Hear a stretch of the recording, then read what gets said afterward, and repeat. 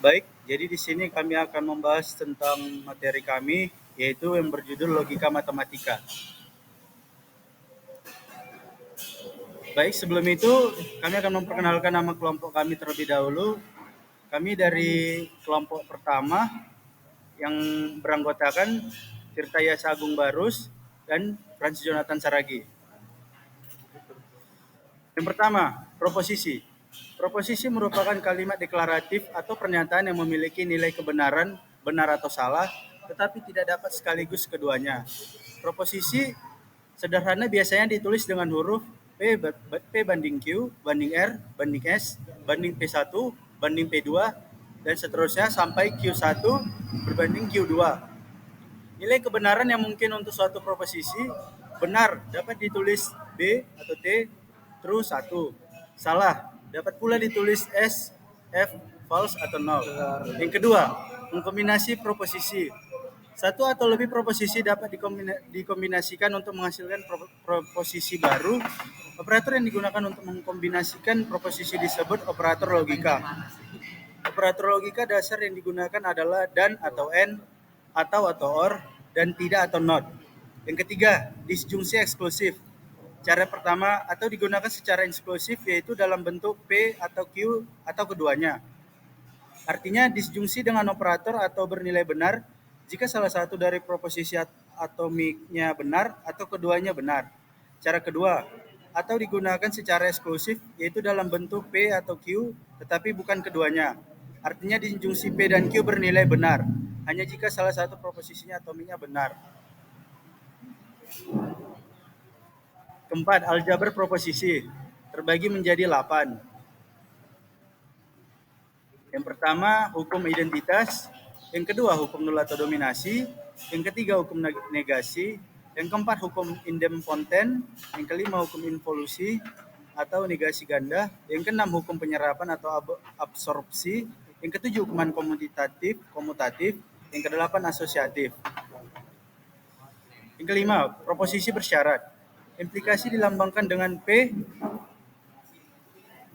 kondisional Q dan dibaca sebagai jika P maka Q di mana P adalah hipotesis atau premis dan Q adalah kesimpulan. Dan kesimpulan akan bernilai salah satu apabila P atau dibaca dengan hipotesis bernilai benar dan Q kesimpulan bernilai salah.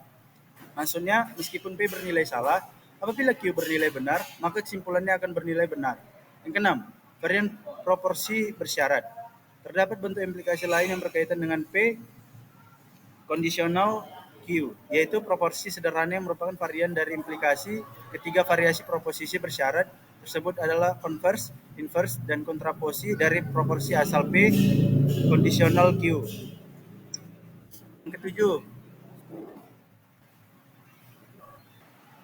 Yang ketujuh, bikondisional atau biimplikasi. Bikondisional atau biimplikasi adalah proposisi yang menyatakan hubungan timbal balik antar dua proposisi. Terdapat rumusnya yaitu P biimplikasi Q sama dengan P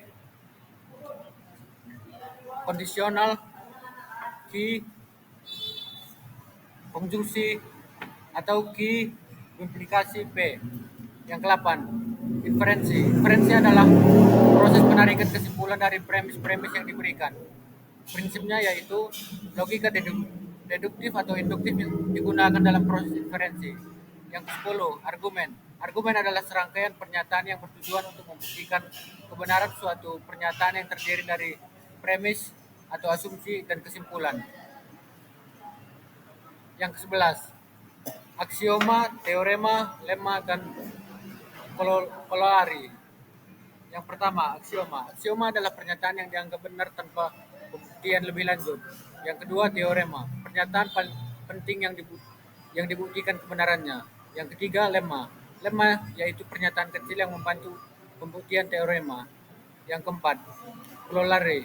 Corollary adalah pernyataan yang dengan mudah diinferensikan dari sebuah teorema.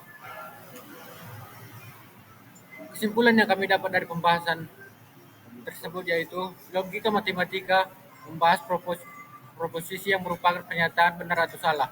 yang dapat dikonjungsikan dengan operasi logika seperti konjungsi, disjungsi, negasi, dan disjungsi eksklusif.